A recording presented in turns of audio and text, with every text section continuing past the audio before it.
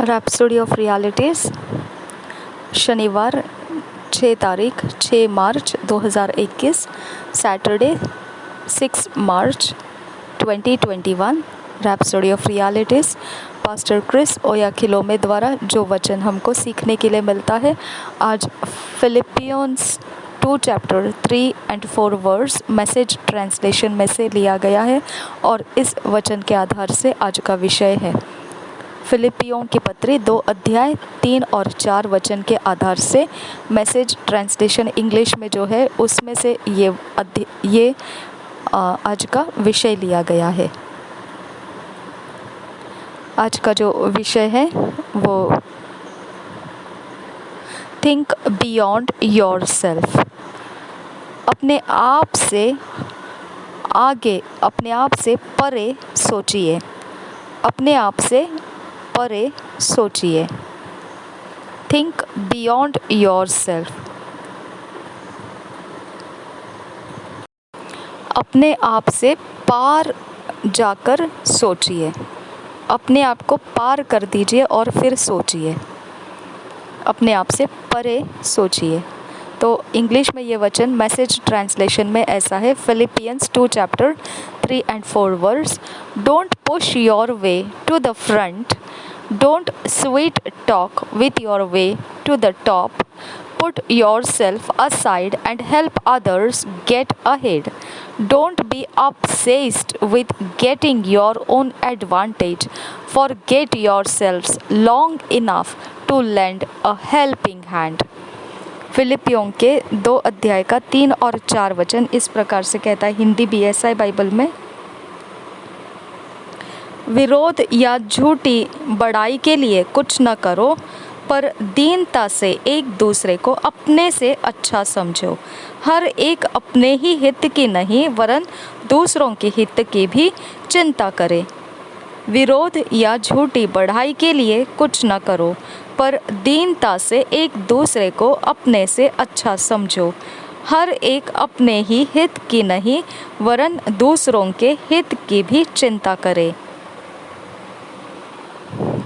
1 Timothy 2 chapter 1 to 4 says, I exhort therefore that first of all supplications, prayer, intercessions and giving of thanks be made for all men, for kings and for all that are in authority, that we may lead a quiet and peaceable life in all godliness and honesty. For this is good and acceptable in the sight of God our Savior, who will have all men to be saved and to come unto the knowledge of the truth. जो पहला तीमुथियुस है उसके 2 अध्याय के 4 वचन में ऐसा हमने पढ़ा है, जो कहता है 1 से 4 वचन ऐसा कहता है, अब मैं सबसे पहले यह आग्रह करता हूँ कि विनती और प्रार्थना और निवेदन और धन्यवाद सब मनुष्यों के लिए किए जाए, राजाओं और सब ऊंचे पद वालों के निमित्त, इसलिए कि हम विश्राम और चैन के साथ सारी भक्ति और गंभीरता से जीवन बिताएं। यह हमारे उद्धारकर्ता परमेश्वर को अच्छा लगता और भाता भी है, जो यह चाहता है कि सब मनुष्यों का उद्धार हो और वे सत्य को भली भांति पहचान ले। और एक बार 1 तीमुथियुस के 2 अध्याय 1 से 4 वचन तक ऐसा कहा है, अब मैं सबसे पहले यह आग्रह करता हूँ कि विनती और प्रार्थना और निवेदन और धन्यवाद सब मनुष्यों के लिए किए जाए, राजाओं और सब ऊंचे पद वालों के निमित्त, इसलिए कि हम विश्राम और चैन के साथ सारी भक्ति और गंभीरता से जीवन बिताएं। यह हमारे उद्धारकर्ता परमेश्वर को अच्छा लगता और भाता भी है, जो यह चाहता है कि सब मनुष्यों का उद्धार हो और वे सत्य को भली भांति पहचान ले। It's our responsibility to change the world through prayer, ministry, protagonism. यह हमारी जिम्मेदारी है कि हमने जगत को बदलना है प्रार्थना के द्वारा, सेवकाई के द्वारा और फिर नेतृत्व करते हुए। तो अगर आपने ऐसा किया नहीं अभी तक, तो फिर आप अभी तक जिए भी नहीं हैं, आप अभी तक जीवन को जिए ही नहीं हैं। यही है वो सब कुछ जो आपको करना है। अगर आपने अभी तक ऐसा नहीं किया है, तो फिर आप अभी तक जिए ही नहीं हैं। In Nehemiah 4 chapter 14, as the children of Israel began to build the wall of Jerusalem and prepared to defend it, Nehemiah said to the people, "Fight for your brethren, your sons and your daughters, your wives and your houses." Nehemiah के जो पुस्तक है उसमें 4 अध्याय के 14 वचन में जब इस्राएली संतानों को यह बोला गया था कि उन्होंने यरूशलेम की शहरपनाह को बनाना है और फिर तैयार भी रहना है अपने आप को सुरक्षित रखने के लिए, तब नहमिया ने उनको इस प्रकार से लोगों को बोला था, जो हम वचन में पढ़कर देखेंगे 4 अध्याय के 14 वचन में।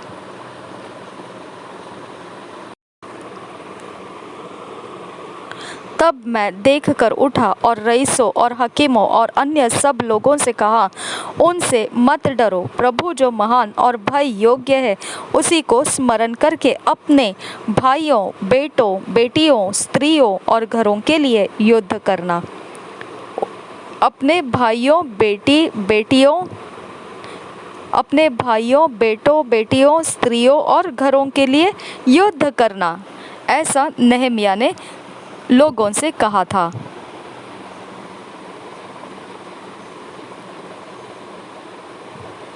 He didn't say fight for yourselves.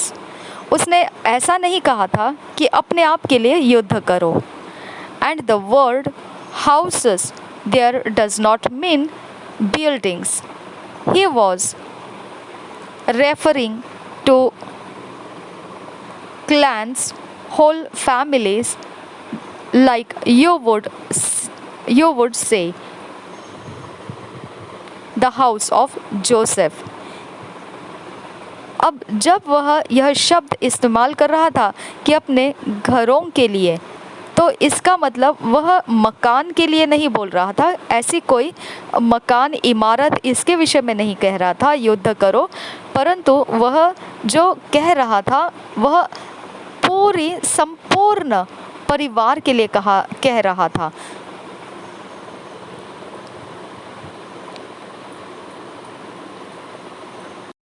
जैसे कि कुलों को कह रहा था।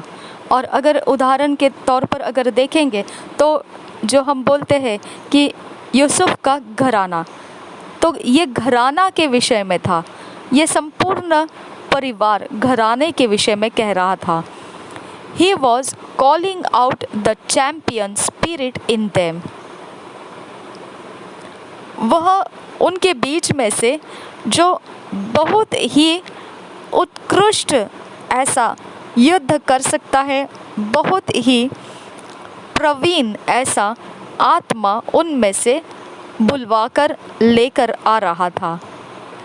Champions don't fight for themselves. They fight for others. जो बहुत निपुण और प्रवीण होते हैं युद्ध में, युद्ध कौशल में, वह अपने लिए युद्ध नहीं कर रहे होते हैं, वह युद्ध दूसरों के लिए कर रहे होते हैं। That's what we read in our theme verse. It says, put yourself aside and help others get ahead. Don't be obsessed with getting your advantage. यही वो हमने जो पढ़ा शुरुआती के वचन में, जो फिलिपियों की पत्री के 4 अध्याय, फिलिपियों की पत्री के 2 अध्याय के 3 और 4 वचन में, उसमें यही सब लिखा हुआ है कि तुम अपने ही बारे में सोच विचारों में खो मत जाओ, इसके बदले में तुम औरों के लिए भी अच्छी सोच करो और उनकी सहायता में अपने आप को लाभदायी होकर दे दीजिए।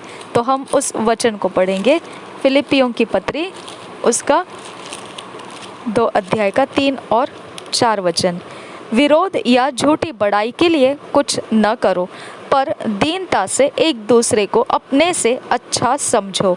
हर एक अपने ही हित की नहीं वरन दूसरों के हित की भी चिंता करे। और एक बार पढ़ेंगे, विरोध या झूठी बढ़ाई के लिए कुछ न करो, पर दीनता से एक दूसरे को अपने से अच्छा समझो। हर एक अपने ही हित की नहीं वरन दूसरों के हित की भी चिंता करे। When you pray, it should not always be about your business, your family, or things related to you. It should be for a greater cause. जब भी आप प्रार्थना करो तब हमेशा आप अपने ही व्यापार के विषय, अपने परिवार के विषय या अपने ही संबंधित चीज़ों के विषय में जो हमारे लिए है, और ऐसी ही प्रार्थना नहीं करना है। हमेशा हमने उससे बड़े कारण लेकर प्रार्थना करना है। थिंक बियॉन्ड योर सेल्फ, अपने आप को छोड़कर आगे सोचिए, अपने आप के बाहर निकलकर सोचिए। There are many who are going through a lot of hurt for whom we must pray. ऐसे बहुतेरे हैं जो बहुत सारे दर्द से होकर गुजर रहे हैं, जिनके लिए हमने प्रार्थना करना है। The Bible says of the Lord Jesus that he is touched with the feeling of our infirmities. Hebrews 4 chapter 15th verse. पवित्र बाइबल प्रभु यीशु मसीह के विषय में कहता है कि वह अपनी भावनाओं में छू लिया गया था जब उनके सारे व्याधियों को उसने देखा था। हम उसे पढ़ सकते हैं इब्रानी की पत्री 4 अध्याय का 15 वचन में।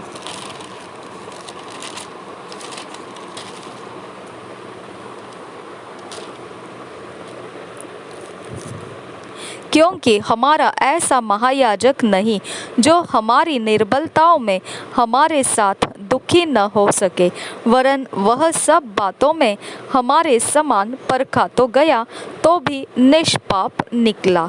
और एक बार पढ़ेंगे, क्योंकि हमारा ऐसा महायाजक नहीं जो हमारी निर्बलताओं में हमारे साथ दुखी न हो सके, वरन वह सब बातों में हमारे समान परख तो गया परंतु तो भी निष्पाप निकला। Be moved by the conditions of the sinners and others who are suffering around you. आप भी अपने भावनाओं में दुख को महसूस कीजिए पापियों के अवस्थाओं को देखकर, और फिर वो दूसरे जो आपके इर्द गिर्द में परेशानियों को झेल रहे हैं।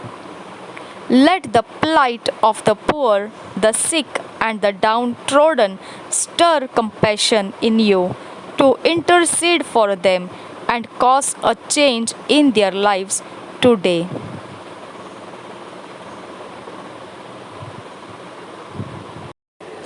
ऐसा होने दीजिए कि आपके अंदर आज जो गरीबों की दुर्दशा है, बीमार और फिर कुचले हुए ऐसे लोगों की अवस्थाओं के कारण आपके अंदर की करुणा आज शुरू हो जाए, आपके अंदर मध्यस्थी उनके लिए शुरू हो जाए, और यही कारण बन जाए कि वह आज उनके जीवन को आप बदल देंगे।